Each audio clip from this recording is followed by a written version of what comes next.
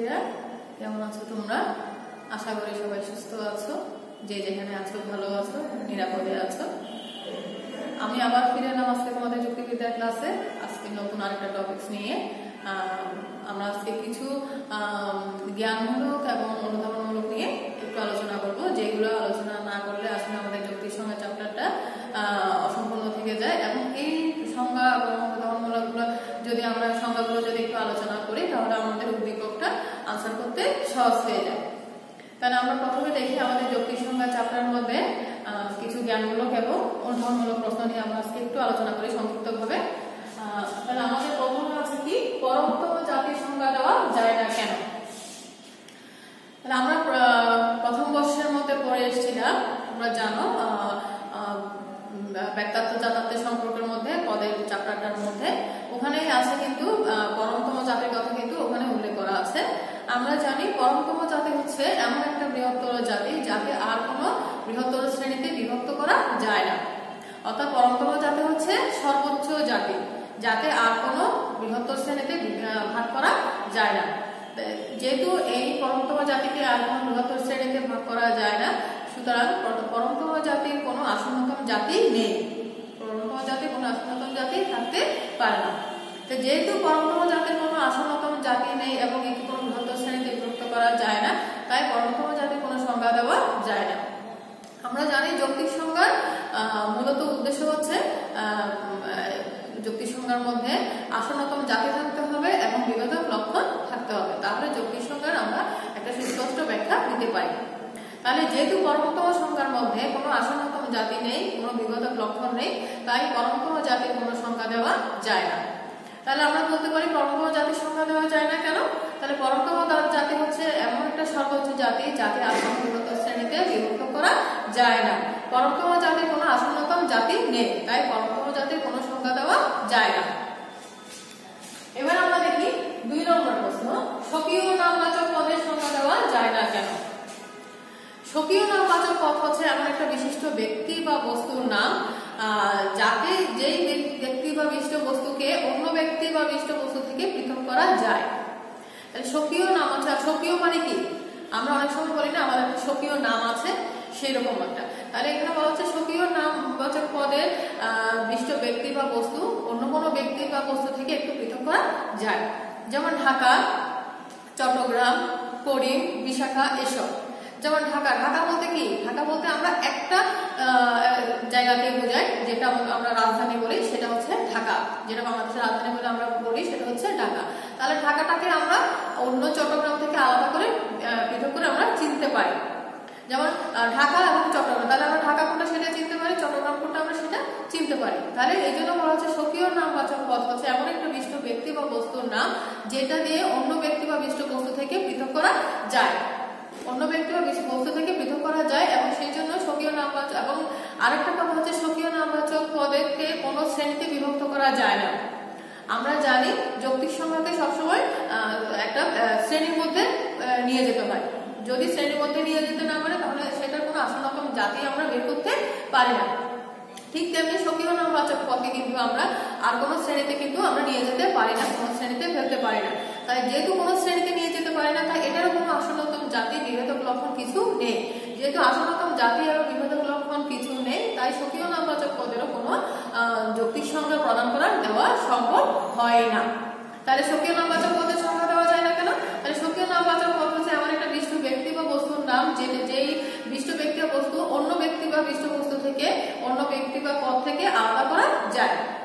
তাহলে আমরা এই জন্য আমরা বলতে পারি স্বকীয় নামবাচক পদের কোনো আসন্নতম জাতি নেই, একে কোনো শ্রেণীতেও নেওয়া যায় না। তাই স্বকীয় নামবাচক পদে কোনো নামবাচক পদের সংজ্ঞা দেওয়া যায় না। এবার আমরা দেখি মনের মৌলিক গুণের সংজ্ঞা দেওয়া যায় না কেন? মনের মৌলিক গুণ বলতে আমরা অনেক সময় বলি আনন্দ, বেদনা, বিরহ, কান্না, হাসি, দুঃখ, এসব। তাহলে আনন্দ, মনের কান্না, দুঃখ, হাসি, কান্না এসবের কিন্তু এসবকে কোনো শ্রেণীর অন্তর্ভুক্ত করা যায় না। এদের কোনো আসন্নতম জাতিও নেই, এদের কোনো বিভেদক লক্ষণও নেই। তাই যেহেতু এদের আসন্নতম জাতি বিভেদক লক্ষণ নেই, তাই এদের কোনো মৌলিক গুণের এই মৌলিক গুণগুলো সংজ্ঞা দেওয়া যায় না। তাহলে আমরা বলতে পারি মনের মৌলিক গুণের সংজ্ঞা দেওয়া যায় না কেন? যেহেতু এদের আসন্নতম জাতি বিভেদক লক্ষণ কোনো কিছুই নেই এবং এদেরকে কোনো শ্রেণীতেও নেওয়া যায় না। এবার আমরা স্বাদ, বর্ণ, গন্ধ, তিক্ততা এসব বস্তুর কোনো শ্রেণীও নেই, এদের আসন্নতম জাতিও নেই, বিভেদক লক্ষণও নেই। তাই এই পদগুলোর বস্তুর মৌলিক গুণগুলো সংজ্ঞা দেওয়া যায় না। তাহলে আমরা পেয়ে গেলাম পরমতম জাতি, শক্তি নন্দচক পদ কি, মনের মৌলিক গুণ কি, বস্তুর মৌলিক গুণ কি। এই প্রশ্নগুলো তোমার 1 নম্বর জ্ঞানমূলক 1 নম্বর কিংবা 2 নম্বরের মধ্যে অবশ্যই থাকে, বেশি থাকে তোমার 2 নম্বর অনুধাবনের মধ্যে অবশ্যই থাকে। এবার আমরা দেখি আমাদের যৌক্তিক সংজ্ঞার মধ্যে আর কিছু ইম্পর্টেন্ট প্রশ্ন। এক হচ্ছে প্রথমে আমাদের যৌক্তিক সংজ্ঞার মূল জিনিসগুলো জানতে হলে আমাদের প্রথমে জানতে হবে উপলক্ষণ কি, অবান্তর লক্ষণ কি, বাহুল্য সংজ্ঞা কি, অতিব্যাপক কি, অব্যাপক কি, এগুলো আমার একটু জানতে হবে। এগুলো সম্পর্কে যখন তোমার ধারণাটা জানা থাকবে তাহলে তুমি অবশ্যই উদ্দীপকটা সহজে তুমি আনসার করতে পারবে। তাহলে আমরা প্রথমে দেখি উপলক্ষণ কি। উপলক্ষণ কি? তাহলে আমরা জানি যে পদ দ্বারা আমরা অন্য জাতি থেকে আলাদা, যে পদ দ্বারা আমরা যে লক্ষণ দ্বারা আমরা অন্য পদ থেকে অন্য প্রাণী থেকে আমরা আলাদা, সেটাকে কি বলা হয়? লক্ষণ। এই লক্ষণ থেকে যেটা নিশ্চিত হয়, এই লক্ষণ থেকে যেটা আসে সেটাকে বলা হয় উপলক্ষণ। বিভেদক লক্ষণ থেকে যেটা আসবে সেটা হবে উপলক্ষণ। তাহলে উপলক্ষণ কি দেখো, যে গুণ জাতার্থের অংশ নয়, যে গুণ জাতার্থের অংশ নয় অথবা জাতার্থ থেকে নিশ্চিত নয় কিন্তু তাও জাতার্থের মধ্যে বর্তমান আছে, তাহলে সেটাকে বলা হয় উপলক্ষণ। বলা হচ্ছে যে গুণ কোনো জাতার্থের অংশ নয়, জাতার্থ মানে হচ্ছে গুণ, তাহলে যে গুণ কোনো জাতার্থের অংশ নয় আবার জাতার্থ থেকে আসেও না কিন্তু তাও জাতার্থের মধ্যে সেটা আছে, তাহলে সেটাকে বলা হয় কি? উপলক্ষণ। যেমন ধরো বিচার ক্ষমতা, বুদ্ধিবৃত্তি সম্পন্ন এসব, তাহলে বিচার ক্ষমতা, বুদ্ধিবৃত্তি সম্পন্ন এসব হচ্ছে উপলক্ষণ। কেন বলি দেখো, যেমন আমরা জানি মানুষ হয় জীব, তাহলে জীবকে মানুষের দুটা বৃত্তি, একটা হচ্ছে বুদ্ধিবৃত্তি আর একটা হচ্ছে মানুষের দুটা গুণ, একটা হচ্ছে বুদ্ধিবৃত্তি আর একটা হচ্ছে জীববৃত্তি। তাহলে আমাকে বলা হচ্ছে যে গুণ জাতার্থের অংশ নয় বা জাতার্থ থেকে নিশ্চিত নয় তাকে বলা হয় উপলক্ষণ। তাহলে এখানে বলা হচ্ছে মানুষ হয় বুদ্ধিবৃত্তি, মানুষকে দুভাগে ভাগ করা যায় বুদ্ধিবৃত্তি আর জীববৃত্তি। তাহলে আমি এখানে বলছি কি বুদ্ধিবৃত্তি, তাহলে এই বুদ্ধিবৃত্তির কারণে তাহলে আমরা কি অন্যান্য প্রাণী থেকে আলাদা। তাহলে বুদ্ধিবৃত্তির কারণে আমরা অন্যান্য প্রাণী থেকে আলাদা, কারণ আমাদের বুদ্ধিবৃত্তি আছে, অন্যান্য প্রাণীর বুদ্ধিবৃত্তি নেই। তাহলে বুদ্ধিবৃত্তিটাকে আমি অবশ্যই কি বলবো, বুদ্ধিবৃত্তিটা হচ্ছে বিভেদক লক্ষণ। এগুলো তোমাদেরকে আগের ক্লাসে আমি বলেছিলাম। তাহলে বুদ্ধিবৃত্তিটা হচ্ছে কি বিভেদক লক্ষণ। বিভেদক লক্ষণ বা লক্ষণ একই কথা। তাহলে মানুষ হয় বুদ্ধিবৃত্তি সম্পন্ন জীব, তাহলে বুদ্ধিবৃত্তিটা হচ্ছে কি বিভেদক লক্ষণ। এখন আমার কথা হচ্ছে উপলক্ষণ জিনিসটা কি। তাহলে আমি বলি মানুষ হয় এমন জীব, মানুষ হয় বুদ্ধিবৃত্তি সম্পন্ন এমন প্রাণী যার বিচার করার ক্ষমতা রয়েছে। মানুষ হয় এমন জীব, মানুষ হয় এমন প্রাণী যার বিচার করার ক্ষমতা রয়েছে। তাহলে এখানে আমি দেখছি যে মানুষ হয় এমন জীব, যার এমন বুদ্ধিবৃত্তি সম্পন্ন জীব যার বিচার করার ক্ষমতা রয়েছে। তাহলে আমি দেখছি যে মানুষের বুদ্ধিবৃত্তি আছে আবার তার বিচার করার ক্ষমতা আছে। তাহলে এই যে বিচার ক্ষমতাটা কোথেকে আসছে? ওই বুদ্ধিবৃত্তি থেকে আসছে, কারণ যার বুদ্ধিবৃত্তি আছে তার অবশ্যই বিচার ক্ষমতা আছে। তাহলে আমি দেখতে পাচ্ছি লক্ষণ হচ্ছে কি, লক্ষণ হচ্ছে বুদ্ধিবৃত্তি। আমি তোমাদেরকে একটা ছক আকারে বুঝিয়ে দিচ্ছি যাতে তোমরা সহজে বুঝতে পারো। লক্ষণ হচ্ছে বুদ্ধিবৃত্তি, এবং বুদ্ধিবৃত্তি থেকে আসছে কি বিচার ক্ষমতা। বিচার ক্ষমতা বা বুদ্ধিবৃত্তি সম্পন্ন যাই বলো।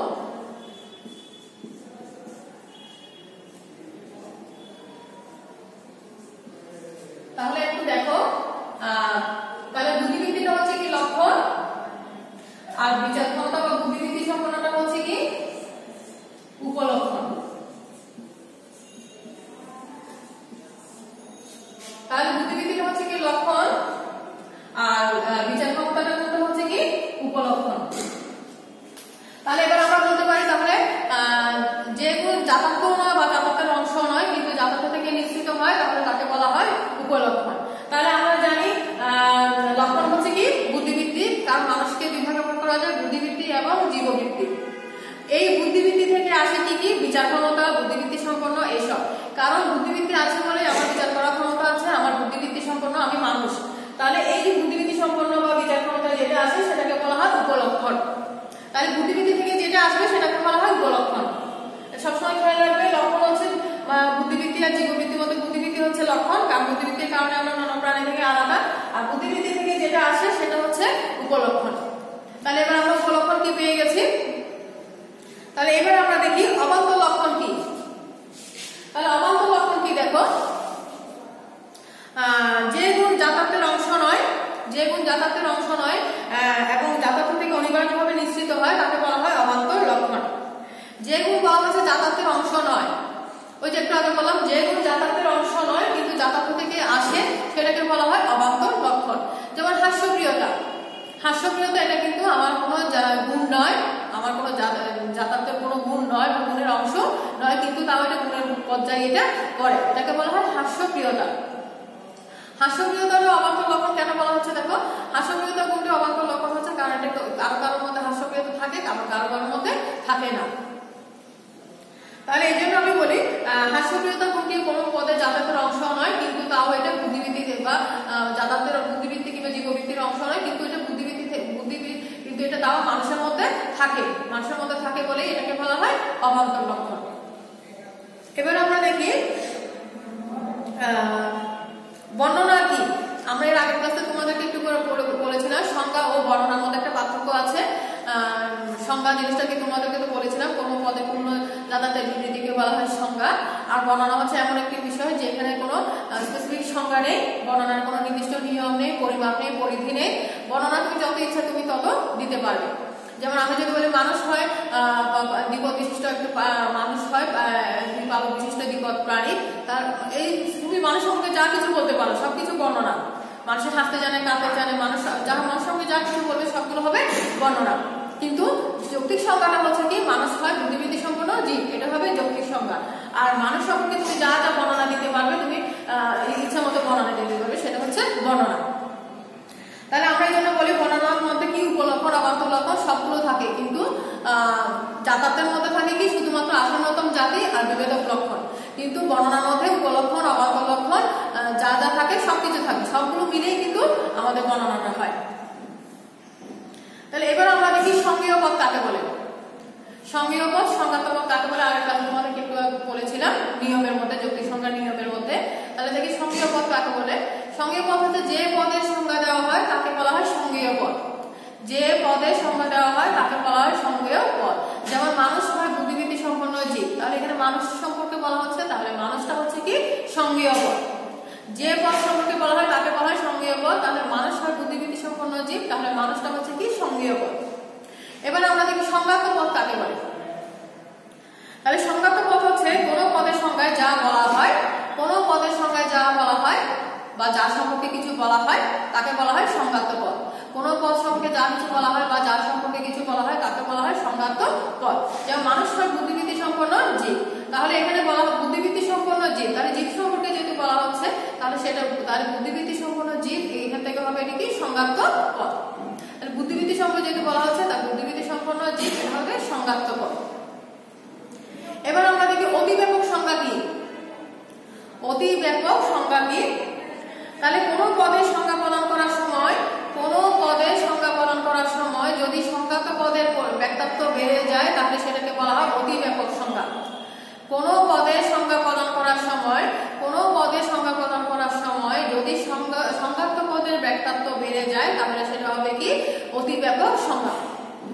তাহলে আমরা যেমন ধরো মানুষ হয় বুদ্ধিবৃত্তি সম্পন্ন প্রাণী, তাহলে মানুষ হয় মেরুদণ্ডী প্রাণী। তাহলে মানুষ হয় মেরুদণ্ডী প্রাণী যখন বলা হয়েছে, তাহলে মেরুদণ্ড প্রাণী যখন বলা হয়েছে ওখানে মেরুদণ্ডী প্রাণীর সাথে অন্যান্য অনেকগুলো প্রাণী বোঝায়। মেরুদণ্ডী যখন বলা হয়েছে তখন শুধু মানুষ বোঝাচ্ছে না, এখানে অন্যান্য মেরুদণ্ডের প্রাণী যা যা কিছু আছে সবগুলোই এখানে বোঝাচ্ছে। তাহলে এখানে যখন অন্যান্য, তাহলে মেরুদণ্ডী প্লাস অন্যান্য প্রাণী, মানুষ যোগ অন্যান্য প্রাণী সমান মেরুদণ্ডী প্রাণী। তাহলে মানুষের সাথে যখন আরো অন্যান্য প্রাণী যোগ হয়েছে তখন আমার ব্যাখ্যাত্ব বা পরিমাণটা বেড়ে গেছে। এজন্য বলা হয় যে পদের সংজ্ঞা দেওয়া হয়, এই জন্য সংজ্ঞাত পদের পরিমাণ যদি বেড়ে যায়, যে পদ সম্পর্কে যে পদের আমরা আলোচনা করতে যাব সেখানে যদি আমরা দেখি যে সংজ্ঞাত পদের পরিমাণটা বেড়ে যাচ্ছে তাহলে সেটাকে বলা হয় অতি ব্যাপক সংজ্ঞা। সংজ্ঞাত পদের পরিমাণ বেড়ে যায় তাহলে সেটা হবে কি অতি ব্যাপক সংজ্ঞা। যেমন ধরো মানুষ হয় মেরুদণ্ডী প্রাণী, তাহলে আমি এখানে বলি সংজ্ঞাত পদ কোনটা? মেরুদণ্ডী প্রাণী। তাহলে মেরুদণ্ডী প্রাণীর সাথে আমরা মেরুদণ্ডী প্রাণী বলতে তাহলে এখানে শুধু মানুষ বোঝাচ্ছে না, মানুষের সাথে আরো অন্যান্য প্রাণী বোঝাচ্ছে। তাহলে মানুষ যোগ অন্যান্য প্রাণী সমান মেরুদণ্ডী প্রাণী, তাহলে মেরুদণ্ডের পরিমাণ সংজ্ঞাত বেড়ে যায়। তাহলে যদি বেড়ে যায় তাহলে সেটা হবে অতি ব্যাপক সংজ্ঞা। তারপর যেমন ধরো মানুষ হয় জীব, তাহলে এখানে জীব বলতে মানুষকে বোঝাচ্ছে না, আরো অন্যান্য প্রাণীকেও বোঝাচ্ছে। তাহলে এখানে জীবের ব্যক্তাত্ব পরিমাণ বেড়ে গেল। তাহলে যখন জীবের ব্যক্তাত্ব বা পরিমাণটা বেড়ে গেল তাহলে সেটা হবে কি অতি ব্যাপক সংজ্ঞা। যদি সংজ্ঞাত পদের পরিমাণ বেড়ে যায় তাহলে সেটা হবে অতি ব্যাপক সংজ্ঞা। তাহলে এবার আমরা দেখি অব্যাপক সংজ্ঞা। তাহলে কোন পদ আলোচনা করার সময় আমরা যদি দেখি যে সংজ্ঞাত পদের পরিমাণ ব্যক্তাত্ব কমে যায় তাহলে সেটা হবে কি অব্যাপক সংজ্ঞা। এখন হবে কি অতি ব্যাপকের চেয়ে উল্টা, এটা হবে কি যদি কমে যায় তাহলে সেটা হবে অব্যাপক সংজ্ঞা। যেমন ধরো আমরা যদি বলি মানুষ হয়, মানুষকে বিভাগে ভাগ করা যায়, একটা হয় সভ্য প্রাণী, অসভ্য প্রাণী। তাহলে মানুষ হয় সভ্য জাতীয় জীব। তাহলে এখানে মানুষকে এখানে সভ্যর কথা বলা হয়েছে, কিন্তু মানুষকে আমরা জানি বিভাগে ভাগ করা যায় সভ্য আর অসভ্য। তাহলে এখানে সভ্যর কথা বলা হয়েছে, অসভ্যটা বাদ পড়ে গেছে। তাহলে মানুষ একটা টোটাল জাতি থেকে অসভ্যটা যখন বাদ পড়ে গেছে তখন মানুষের পরিমাণ কমে গেল। তাহলে যখন কমে যায় সেটা হবে কি অব্যাপক সংজ্ঞা। তাহলে বেড়ে যাওয়াটা হচ্ছে কি অতি ব্যাপক। সংজ্ঞাত দিক থেকে যদি বেড়ে যায়, ব্যক্তাত্বের পরিমাণ বেড়ে যায় সেটা হবে অতি ব্যাপক, আর সংজ্ঞাতের মধ্যে যদি কমে যায় তাহলে সেটা হবে কি অব্যাপক। তাহলে আমরা অতি ব্যাপক এবং অব্যাপক সংজ্ঞা আমরা পেয়ে গেলাম। এবার আমরা দেখি বাহুল্য সংজ্ঞা কি। তাহলে বাহুল্য সংজ্ঞা হচ্ছে কি কোনো পদের সংখ্যায় যদি যাতায়াতের অতিরিক্ত কোনো গুণ থাকে, কোনো পদের সংখ্যায় যদি যাতায়াতের অতিরিক্ত কোনো গুণ থাকে এবং সেই অতিরিক্ত গুণটা যদি অবান্তর লক্ষণ হয় তাহলে সেটাকে বলা হয় বাহুল্য সংজ্ঞা। আবার বলছি দেখো কোনো পদের সংখ্যায় যদি অতিরিক্ত গুণ থাকে এবং সেই অতিরিক্ত গুণটা যদি অবান্তর উপলক্ষণ হয় তাহলে সেটাকে বলা হয় বাহুল্য সংজ্ঞা। যেমন ধরো মানুষ হয় বুদ্ধিবৃত্তি সম্পন্ন এমন জীব যার বিচার ক্ষমতা রয়েছে। তাহলে মানুষ হয় এমন জীব যার বিচার ক্ষমতা রয়েছে, তাহলে মানুষ হয় বুদ্ধিবৃত্তি সম্পন্ন এখানে কথাটা আছে, আবার এক্সট্রা করে আমি আবার বলছি কি বিচার ক্ষমতা। তাহলে বিচার ক্ষমতাটা কোথেকে এসছে? ওই বুদ্ধিবৃত্তি সম্পন্ন থেকে এসছে। তাহলে এখানে যেহেতু উপলক্ষণ আছে তাহলে সেটাকে অবশ্যই কি বাহুল্য সংজ্ঞা হিসেবে আমি ধরে নিব। কারণ আমার সংজ্ঞার মধ্যে বলা হচ্ছে যদি যাতায়াতের কোনো অতিরিক্ত গুণ থাকে এবং সেই অতিরিক্ত গুণটা যদি উপলক্ষণ হয় তাহলে সেটা হবে কি বাহুল্য সংজ্ঞা। তাহলে বাহুল্য মানে কি অতিরিক্ত। তাহলে অতিরিক্ত গুণ হিসেবে যদি উপলক্ষণ থাকে, অতিরিক্ত গুণ হিসেবে যদি উপলক্ষণ থাকে তাহলে সেটা হবে কি বাহুল্য সংজ্ঞা। যেমন মানুষ হয় বুদ্ধিবৃত্তি সম্পন্ন এমন প্রাণী যার বিচার করার ক্ষমতা রয়েছে। তাহলে বিচার করার ক্ষমতাটা কোথেকে এসছে? ওই বুদ্ধিবৃত্তি সম্পন্ন থেকে এসছে, অর্থাৎ উপলক্ষণটা লক্ষণ থেকে এসছে। তাহলে সেটা হবে কি বাহুল্য সংজ্ঞা। এরপর আমরা দেখি রূপক সংজ্ঞা কাকে বলে। তাহলে যে পদের সংখ্যায় আমরা কোনো কোনো সময় যদি আমরা রূপক ভাষা ব্যবহার করি তাহলে সেটা হবে কি রূপক সংজ্ঞা। যেমন সিংহ হয় পশুরাজ, চরিত্র হয় মানব সম্পদের কুকুর, এইসব। তাহলে পশুরাজ, কুকুর এগুলো হবে কি রূপক সংজ্ঞা। আর দুর্বোধ্য ভাষা হচ্ছে যদি আমরা সংজ্ঞায় কোনো কঠিন ভাষা ব্যবহার করি তাহলে সেটা হবে কি দুর্বোধ্য ভাষা। যেমন নারী হয় বসন ভূষণ সবিতা লজ্জাবতী পাতা, এইরকম কঠিন ভাষাগুলো এগুলো হবে কি দুর্বোধ্য ভাষা। তাহলে আমরা স্বকীয় নামবাচক পদ পেলাম, পরমতম জাতি পেলাম, বাহুল্য সংজ্ঞা পেলাম, অতি ব্যাপক সংজ্ঞা পেলাম, অব্যাপক সংজ্ঞা পেলাম, তারপর পেলাম মনের মৌলিক গুণ, বস্তুর মৌলিক গুণ। আমরা আজকে মোটামুটি এই সম্পর্কে একটু ধারণা নিয়ে নিলাম। তোমরা বাসায় বসে এই স্বকীয় নামবাচক, তারপর অতি ব্যাপক, অব্যাপক, নর্থক ভাষা কোনটা, রূপক ভাষা কোনটা, এগুলো সকলে একটু ভালো করে একটু পড়বে।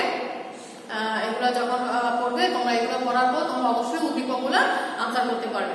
আর বইয়ের মধ্যে তোমাদের যে উদ্দীপকগুলো আছে, টেক্সট বইয়ে যে উদ্দীপকগুলো আছে, বোর্ড কোশ্চেনগুলো আছে, ওগুলো তোমরা মেইন বইটা আগে পড়ার পর তারপর উদ্দীপকগুলো নিজেরা আনসার করার চেষ্টা করবে। এরপর তোমাদের দ্বিতীয় অধ্যায় নিয়ে আলোচনা করব। আমাদের প্রথম অধ্যায় মোটামুটি শেষ। প্রথম অধ্যায় এই চ্যাপ্টার এই টপিকসগুলো যদি তোমরা ভালোভাবে পড়ো তোমরা অবশ্যই উদ্দীপকগুলো আনসার করতে পারবে। তোমাদের উদ্দীপকগুলো আনসার করার জন্য বলে দিয়েছি, তোমরা মেইন বইয়ে যে উদ্দীপকগুলো আছে ওগুলো পড়বে।